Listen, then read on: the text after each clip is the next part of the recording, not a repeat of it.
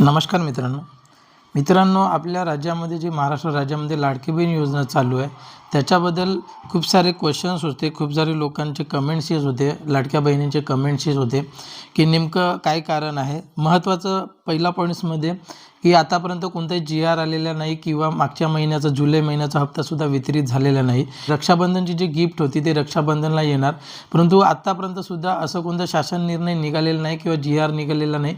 त्याच्यामुळे सांगता येणार नाही की रक्षाबंधनला दोन्ही महिन्याचे 3,000 रुपये मिळतील, परंतु अशी शक्यता आहे की दरवर्षीप्रमाणेच रक्षाबंधनाला दोन्ही महिन्याचे ऑगस्ट आणि जुलैचे मिळून असे 3,000 रुपये येऊ शकतात. मात्र अजून असे ऑफिशियल कोणती अजून GR आलेला नाही. या 2-4 दिवसामध्ये समजून येईल की नेमकं रक्षाबंधनाला मिळणार आहे का नाही. 25 तारखेपर्यंत समजून येणार आहे. जर मिळालं तर दोन्ही महिन्याचे एकत्र मिळणार, नाहीतर मग नंतरच मिळणार. दुसरी गोष्ट, KYC ज्या महिलांची राहिलेली होती ती KYC सुरू आहे का. भरपूर साऱ्या सोशल मीडियावर असं टाकलं जात आहे की KYC सुरू आहे किंवा मग महा ID जे आहे महा ID काढण्यात येत आहे, त्या वेबसाईटवरून KYC सुरू झालेली आहे किंवा होणार आहे. असं काही त्याच्यामध्ये तथ्य नाही आहे. महा ID ही अलग योजना झाली, स्कीम झाली, आणि लाडक्या बहीण ही अलग स्कीम झाली. त्याच्यामुळे महा ID आणि लाडक्या बहिणीचा काही संबंध नाही आहे किंवा महा IDच्या वेबसाईटवरून KYC सुरू होणार आहे असं काही नाही आहे. असं शासनाकडून अजून काही सांगितलेलं नाही आहे की लाडक्या बहिणीची KYC सुरू होईल का ना होईल, ते नंतरच कळवले जाईल. परंतु सध्या तरी मात्र लाडक्या बहिणीची KYC सुरू झालेली नाही आहे. कुठेही तुम्ही सोशल मीडियावर पाहून कोणत्याही वेबसाईटवर जाऊन तुम्ही करू नका, कारण फ्रॉडसुद्धा असू शकतं. त्याच्यामुळे जेव्हा किंवा KYC सुरू होईल तेव्हा सर्वात पहिले निमा ऑनलाईन सर्व्हिस हा यूट्यूब चॅनलवरच माहिती दिलं जाईल. तुम्ही हा यूट्यूब चॅनल सबस्क्राईब करून ठेवा किंवा निमो ॲप आहे त्या ॲपला इन्स्टॉल करून ठेवा. लेटेस्ट माहिती पडेल. सध्या तरी मात्र KYC किंवा लाडक्या बहिणीचे नवीन फॉर्म भरणं असं कोणतेही वेबसाईट अजून नाही आहे, अद्ययावत नाही आहे. आणि महा ID कार्डवर होईल ते महा IDचं वेगळं आहे आणि लाडक्या बहिणीचं वेगळं आहे. तिसरी गोष्ट जी आहे, ज्या चालू होते लाडक्या बहिणीचे पैसे येणं, मात्र मागच्या हप्त्यामध्ये काही लाडक्या बहिणींच्या अकाउंटमध्ये पैसे आलेले नाही. त्याचं कारण तुम्ही समजून घ्या लाडक्या बहिणींनो. सर्वात अगोदर कारण म्हणजे तुम्ही जर SR फॉर्म भरलं असेल किंवा जर तुम्ही ITR भरलं असेल, मागच्या महिन्यात लास्ट डेट होते ITR भरण्याची, आता 31 ऑगस्ट लास्ट तारीख आहे. ज्यांनी कोणी ITR भरलं नसेल ते भरून घ्या किंवा आमच्याकडे डॉक्युमेंट्स पाठवला निमो ॲप थ्रू किंवा माझा WhatsApp नंबर आहे 8698648634 या नंबरवर सुद्धा तुम्ही ITR भरू शकता. मात्र या ITR भरत असताना ज्या लोकांनी ITR भरत आहेत त्या लोकांचे लाडक्या बहिणीचे पैसे बंद झालेले आहेत. आता तुम्ही 0 ITR भरा की त्याच्यामध्ये GST भरा किंवा नाही, तुम्ही ITR जरी भरले साधा ITR तरी त्या लाडक्या बहिणींचे पैसे बंद झालेले आहेत. दुसरी गोष्ट, तुमच्या घरी जर 4 व्हीलर असेल तरी तुमचं लाडक्या बहिणींचे पैसे बंद होणार आहे. किंवा तुम्हाला जर निराधारचं पैसे मिळत असेल किंवा तुमच्या घरी 2.5 लाखापेक्षा वरती उत्पन्न असेल, अशा अनेक जे नियम व अटी असतात त्या नियम व अटीमध्ये जर तुम्ही मोडले गेले तर त्याच्यामुळे लाडक्या बहिणींचे पैसे बंद झाले. त्याच्यामुळे आता जर तुम्हाला कारण विचारायचं असेल, काही महिलांनी मग चुकीचं KYC केलेलं होतं, त्याच्यानंतर त्यांना संधीसुद्धा मिळालेली होती दुरुस्त करण्यासाठी, परंतु काही महिलांनी त्याचं लक्ष दिलं नाही आणि त्याच्यामुळे सुद्धा त्याच्यामध्ये राहून गेले ते पैसे. तर याच्यामध्ये तुम्हाला जर माहिती करायचं असेल तर तुम्ही महिला व बालकल्याण विभाग पंचायत समितीमध्ये तालुका लेवलवर जा. तिथे तुम्ही आधार कार्ड, बँक पासबुक घेऊन जा आणि त्यांना विचारा की माझे पैसे का येत नाही. त्यांनी ते चेक करून सांगतात.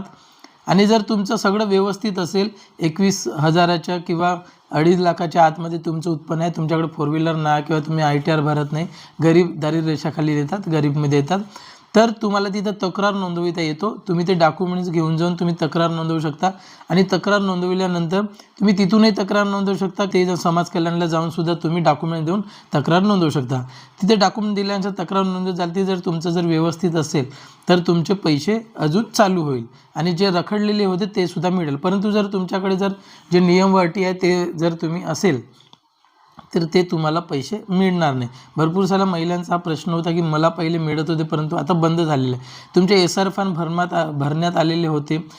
तुम्ही जरी भरत नसाल लाडक्या बहिणींनो, तुम्हाला असं वाटेल की मी तर भरत नाही, परंतु तुमचे घरचे जे कुटुंब असते, राशन कार्ड जोडलेलं असते, तुमचे मिस्टर असतील किंवा तुमच्या घरचे कुणी जरी ITR भरत असेल किंवा तुमच्या घरच्यांकडे 4 व्हीलर असेल, अशा काही गोष्टी जर असेल तर त्याच्यामुळे सुद्धा तुमचं बंद होऊ शकतं.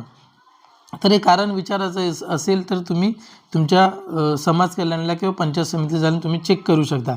आता नेमकं काय झालं आहे महिलांनो, की जे लाडकी बहीण होते, लाडकी बहीण योजनेची जी योजना होती, ती योजनेत मोठी गडबड झालेली आहे. कारण अपात्र लाभार्थी जे होते ते तब्बल 9,605 कोटीचं वाटप त्यांना झालेलं आहे आणि हे RTIमधून धक्कादायक माहिती आलेली आहे. जे राज्य सरकारच्या महत्त्वाकांक्षी मुख्यमंत्री माझी लाडकी बहीण योजनेत पात्र नसलेल्या तब्बल 92 लाख लाभार्थ्यांना आतापर्यंत 9,605 कोटी रुपये वितरित करण्यात आल्याची धक्कादायक माहिती समोर आली आहे. माहितीच्या अधिकारातून मिळालेल्या माहितीनुसार जून 2026 पर्यंत या अपात्र लाभार्थ्यांच्या खात्यामध्ये योजनेची ही रक्कम जमा झाली आहे. आर्थिकदृष्ट्या दुर्बल घटकातील महिलांना दरमहा 1,500 रुपयांची अर्थसहाय्य देण्यासाठी जुलै 2024 मध्ये योजना सुरू करण्यात आली. विधानसभा निवडणुकीत महायुतीच्या विजयात या योजनेची महत्त्वाची भूमिका असल्याने मानली जाते. मात्र या योजनेच्या माध्यमातून राज्याच्या तिजोरीवर मोठा आर्थिक भार पडत असल्याची टीका सुरुवातीपासूनच होत आहे. वारंवार पडताळणी करूनही अपात्र लाभार्थी कायम राहत आहे. योजनेतील लाभार्थ्याची यादी गेल्या 2 वर्षात अनेकदा तपासण्यात आली आणि अद्ययावत करण्यात आली. मात्र त्यानंतरही मोठ्या संख्येने अपात्र लाभार्थी योजनेचा लाभ घेत असल्याची आकडेवारीतून स्पष्ट झाले आहे. हिंदुस्तान टाइम्सने मागितलेल्या माहितीच्या अधिकारांतर्गत मिळालेल्या माहितीनुसार सरकारने 92 लाख अपात्र लाभार्थ्यांवर तब्बल 9,605 कोटी रुपये खर्च केले. यापैकी EKYC पूर्ण न केल्यामुळे 62 लाख लाभार्थ्यांना वगळण्यात आले. कौटुंबिक उत्पन्न वार्षिक 2.5 लाख रुपयांच्या मर्यादेपेक्षा जास्त असल्यामुळे 16 लाख लाभार्थ्यांना यादीतून काढण्यात आले. 3.6 लाख लाभार्थी संजय गांधी निराधार अनुदान योजनेचा लाभ घेत होते. कुटुंबातील दुसऱ्या सदस्याने योजनेसाठी नोंदणी केल्यामुळे 2.5 लाख लाभार्थ्यांना वगळण्यात आले. 1.8 लाख लाभार्थी 65 वर्षाच्या वयोमर्यादेपेक्षा अधिक वयाचे होते आणि 4.5 लाख लाभार्थी सरकारी कर्मचारी होते.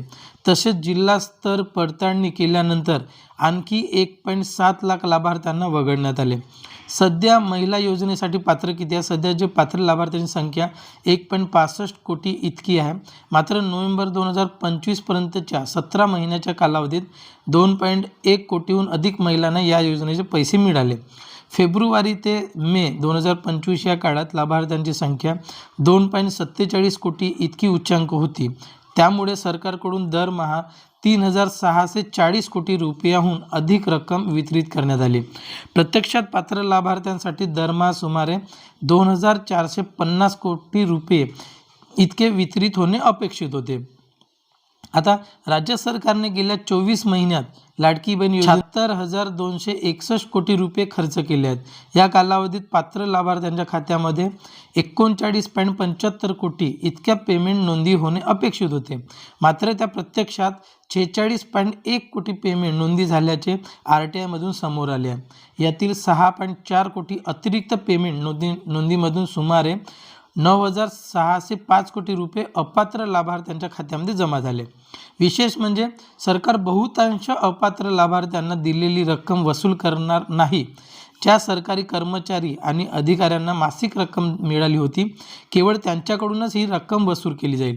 लाडकी बहीण योजनेचे कामकाज पाहणाऱ्या राज्य महिला व बालविकास विभागाच्या एका अधिकाऱ्याने सांगितले की जूनमध्ये राज्य विधिमंडळाच्या पावसाळी अधिवेशनापूर्वी मुख्यमंत्र्यांनी या निर्णयाची घोषणा केली होती.